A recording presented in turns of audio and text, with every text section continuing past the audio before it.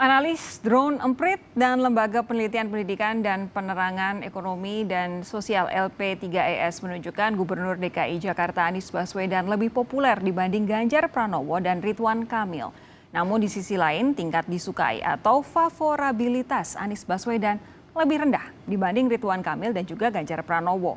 Apa yang menyebabkan seorang gubernur bisa menjadi populer? Apakah ini juga akan berdampak pada elektabilitas seorang kepala daerah dalam Pilpres nanti? Untuk membahasnya sudah terhubung, saat ini yang sudah ada di studio adalah Ketua DPP PKS Pipin Sopian. Selamat malam. Assalamualaikum. Waalaikumsalam. Akhirnya kita ketemu lagi, walaupun jauh-jauhan ya. Nah, sudah terhubung kami dengan analis media sosial Drone Emprit and Kernels Indonesia Ismail Fahmi. Selamat malam, Bung Ismail. Selamat malam. Apa kabar? Kabar baik. Selain di sini ada yang dari PKS melalui sambungan Skype ini tampaknya ya. Kami juga terhubung dengan Ketua DPP PDI Perjuangan Ahmad Basara. Selamat malam, Pak Ahmad Basara. Selamat malam, Mas Sofi. Kabar baik ya? Oke, Pak Ahmad, Bung Pipin sebentar. Saya mau bertanya dulu kepada yang, kalau orang Jawa bilang istilahnya yang punya gawe, sama apa yang kita bahas malam hari ini. Bung Ismail Fahmi, coba dijelaskan terlebih dahulu. Apa maksudnya popularitas, kenapa tidak seiring sebangun sejalan dengan favorabilitas? Ya, popularitas itu kalau di media sosial ya, kita ukur dengan dua cara. Pertama, berapa banyak orang yang membicarakan. Kemudian yang kedua, berapa banyak percakapannya. Ya. Nah, dalam hal ini saya ukur berapa banyak percakapan. Karena dari situ kita ingin tahu seberapa sering dalam satu bulan itu seorang tokoh itu dibicarakan. Baik itu di media online, jadi sumbernya itu ada 5 sumber media online, Twitter, Facebook, Instagram, dan YouTube. Kita kumpulkan semuanya. Dan hasilnya adalah Pak Anies Baswedan itu paling tinggi. Kenapa ini paling tinggi? Ini kalau saya lihat, kemudian saya bedah lagi dalam peta jejaring sosial network analysis itu ketahuan sumbernya. Ternyata ada 2 kelompok besar yang membahas. Pertama kelompok kalau itu gambarnya itu warnanya hijau, itu sentimennya sangat positif. Ya. Itu kalau saya lihat itu adalah mereka yang dulu mendukung pada saat pilkada. Kemudian satu kelompok lagi warna merah, itu sentimennya negatif. Dan ini adalah kelompok yang berlawanan. Jadi saya lihat memang ada semacam residu dari pilkada dan pilpres itu makanya, dan favorabilitas itu kemudian nggak sebanding karena yang satu banyak yang positif, satu kemudian negatif itu saling mengurangi. Nah ini berbeda dengan Pak Ganjar dan Pak Ridwan Kamil. Oke, apakah Anda mau bilang bahwa populer itu ada 2 macam, populer yang positif dan populer yang negatif, begitu? Iya, bisa seperti itu. Nah, ini saya ingin mendengar dari pernyataan dari Bung Ismail Fahmi. Jadi untuk Anies Baswedan, Ganjar Pranowo, dan Ridwan Kamil, apa hasilnya dan apa bacaan Anda? Hasilnya kalau kita lihat ya dari kalau tadi Pak Anies Baswedan saya sudah ceritakan ya, paling populer ya, karena memang 2 kelompok itu saling aktif, saling membicarakan ya. Dan itu kekuatan pada saat pilkada dan pilpres itu luar biasa, masih terpisah sampai sekarang. Nah, beda dengan Pak Ridwan Kamil dan Pak Ganjar Pranowo. Ya. Secara populer banyak dibahas. Dan mereka membangun sendiri timnya. Kalau dari Pak Ridwan Kamil, itu hanya 1 akun ya. Terus kemudian ramai dibahas. Ya. Kemudian banyak mengamplifikasi followernya. Sementara kalau Pak Ganjar Pranowo, itu ada 1 tim yang membantu dia. Ya. Dan kebetulan ini menariknya, tim yang membantu Pak Ganjar Pranowo adalah tim juga yang tadi menyerang Pak Anies Baswedan. Nah, ini memang ada satu dinamika yang menyebabkan kenapa saya lihat di data itu saya ingin mencari jawaban ya atas hasil dari indikator sebelumnya. Kenapa kok ada yang naik, ada yang turun? Dan salah satu hal yang berbeda itu adalah ternyata favorabilitas. Ya, favorabilitas dari Anies Baswedan itu yang paling rendah dibandingkan dengan yang lain. Karena ada serangan-serangan negatif itu luar biasa. Sementara kalau dari yang 2 yang tadi enggak. Oke. Saya ingin bacakan ini kalau untuk Anies Baswedan dikatakan paling populer dengan 64%, tapi favorabilitasnya 31%. Lalu Ganjar Pranowo ada di urutan kedua 19%. Popularitasnya, favorabilitasnya 53%. Ridwan Kamil ini yang paling rendah, popularitasnya 17%. Tapi favorabilitasnya paling tinggi 54%. Saya mau tanya dulu kepada Bung Pipin, kalau dengan bacaan seperti ini, Menurut Anda apa sih yang terjadi saat ini? Ya sebetulnya menunjukkan keuntungan buat Pak Anies Baswedan ya. Semakin populer maka ada hubungan antara. Tapi kan tadi Bung Ismail juga sempat bilang populer Betul. itu ada yang negatif, ada yang positif. Betul. Jangan-jangan popularitasnya karena diomongin jelek. Sebetulnya drone emprit Mas Fahmi tadi tidak menyampaikan apakah memang ini otentik akun manusia atau akun bot misalnya silakan. yang bermain. Jadi karena sebetulnya kajian 2019 misalnya dari University of Oxford ya terkait dengan bagaimana peran buzzer sangat kuat di berbagai negara termasuk di Indonesia. Buzzer itu memainkan peran dua hal. Satu adalah mendukung program pemerintah, yang kedua adalah menyerang oposisi. Jadi saya kira di situ posisinya. Bentar, saya ingin Bung Ismail Fahmi jawab dulu. Jadi bot atau organik?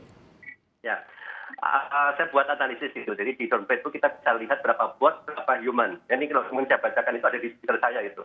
Untuk Pak Anies Baswedan, ya, kandungan yang lebih bersifat manusia itu 90%, yang bersifat bot itu 10%. Ini dari audiens. Kemudian Ridwan Kamil 94%, botnya 6%, Pak Ganjar 92%, kemudian satu lagi botnya 8%. Jadi sebetulnya nggak jauh beda. Dan memang benar di situ untuk Pak Anies Baswedan itu ada pro dan kontra. Itu ada bukan bot tapi buzzers, ya, di pendukung. Dan itu kadang-kadang kalau dilihat apakah ini otentik atau tidak, saya kira ini adalah suatu proses yang sifatnya sengaja diciptakan kan.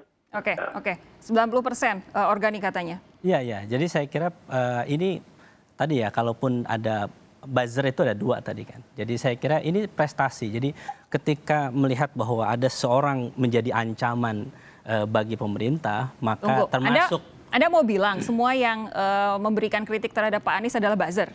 Ya saya kira tidak semuanya, tetapi kalau kita melihat bagaimana popularitas Pak Anies sebetulnya diuntungkan ketika datangnya buzzer yang menyerang Pak Anies dan kemudian popularitas beliau semakin meningkat begitu, menjadi perbincangan begitu. Kami juga melakukan analisis big data yang seperti yang dilakukan oleh drone emprit. Kami di PKS juga melakukan hal itu. Memang dibandingkan Pak Ganjar, mohon maaf ya, Pak Ridwan Kamil dan Pak Anies ini lebih tinggi. Kalau reach yang kami hitung misalnya dalam waktu kurang lebih 2 minggu, Pak Fahmi, kurang lebih ada sekitar 100 juta lebih membincangkan tentang Pak Anies dan juga Pak Ridwan Kamil. Tapi hanya 19 jutaan membincangkan tentang Pak Ganjar misalnya.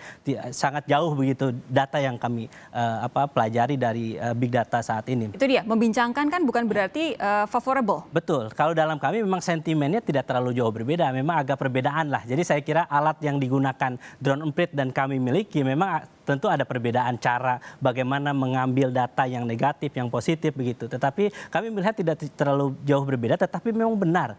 Sentimen negatifnya terhadap Pak Anies lebih besar dibandingkan sentimen negatifnya kepada Pak Ridwan Kamil saya kira. Dan analisis kami menunjukkan bahwa memang Pak Anies selama ini serangan buzzer itu sangat luar biasa kepada Pak Anies. Karena apa? Karena memang beliau berhadapan-hadapan dengan Pak Jokowi misalnya dalam beberapa kebijakan COVID misalnya. Di awal misalnya beliau meminta lockdown, kemudian Pak Jokowi tidak. Beliau lebih responsif dibandingkan Pak Jokowi. Ternyata misalnya perlawanan dari para buzzer sangat luar biasa. Jadi saya kira apapun masalahnya buzzer solusinya yang dilakukan oleh pemerintah. Pak Ahmad Basarah, betul seperti itu? Iya, pertama saya menghormati survei yang dilakukan oleh drone emprit ini ya, motret elektabilitas, popularitas kepala daerah dalam menghadapi pandemi corona ini.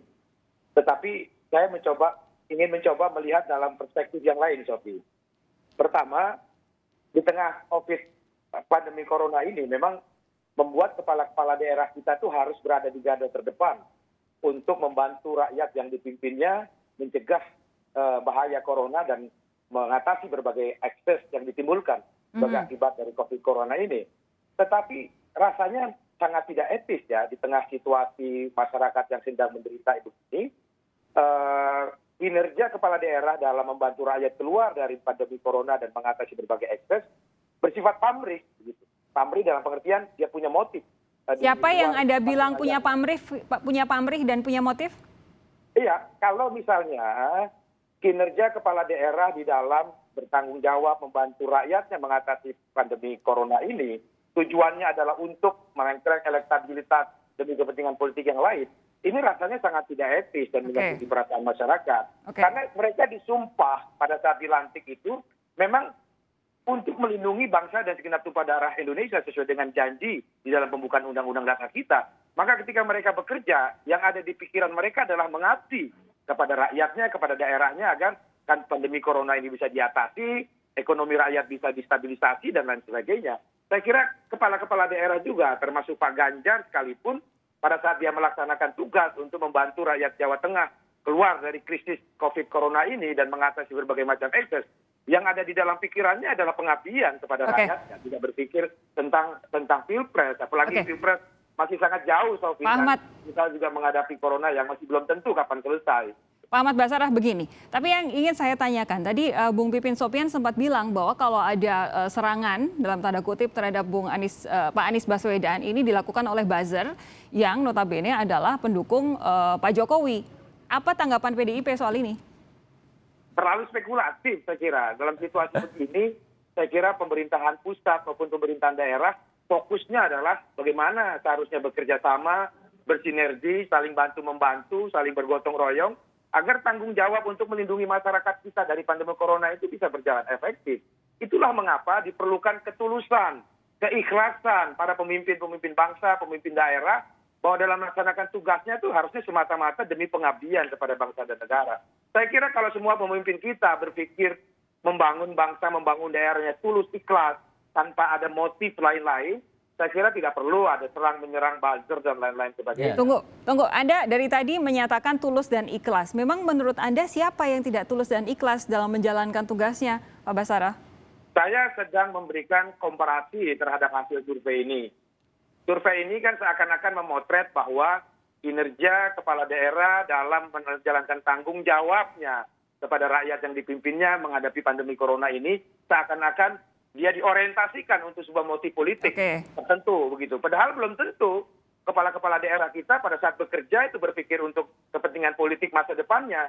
Jangan-jangan mereka semua sedang berpikir bagaimana mengatasi masalah yang dihadapi oleh rakyat yang dipimpin. Silakan, Bung Pipin. Kalau saya kok lebih yakin semua kepala daerah sedang berpikir untuk mengatasi masalah pandemi corona ini di daerah yang dipimpinnya masing-masing, Sofi. Oke, silakan. Dan capres memang pilpres masih jauh 2024, tetapi memang saat ini survei memberikan evaluasi kepada siapapun yang bekerja secara otentik, betul-betul organik ya.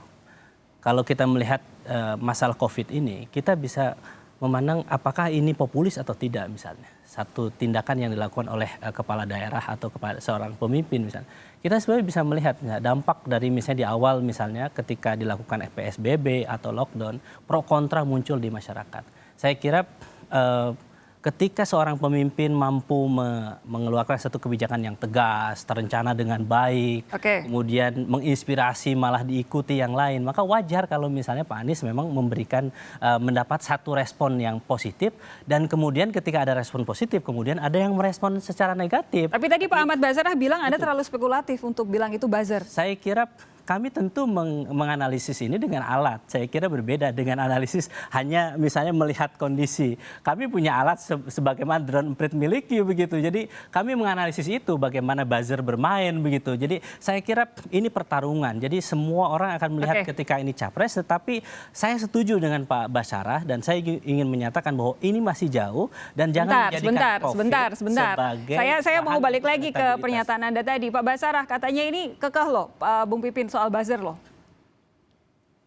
Mestinya Sofi tadi menangkap pesan Bung Pipin yang terakhir bahwa beliau sama dengan pandangan saya, terlalu prematur bicara pilpres hari ini. Saya kira orang-orang yang berpikir tentang negara terlalu kejam lah. Situasi rakyat sedang susah begini, kita sedang mencari jalan menyelamatkan rakyat, terus tiba-tiba kita bicara politik praktis 2024 yang masih jauh. Kalau saya pribadi, saya nggak yakin dah kepala-kepala daerah kita tuh begitu sangat politis, sangat vested interest untuk kepentingan pribadinya, sehingga urusan COVID, penanganan COVID ini harus mereka settingkan sedemikian rupa untuk urusan pilpres. Terlalu jauh, Sofi. Tapi saya mau tanya nanti soal apa hubungannya antara popularitas, favorabilitas, dan mungkin nantinya elektabilitas kalau sudah sampai pada masanya. Sesaat lagi kepada 3 narasumber saya, jangan kemana-mana saudara. Tetap bersama kami di Sapa Indonesia Malam.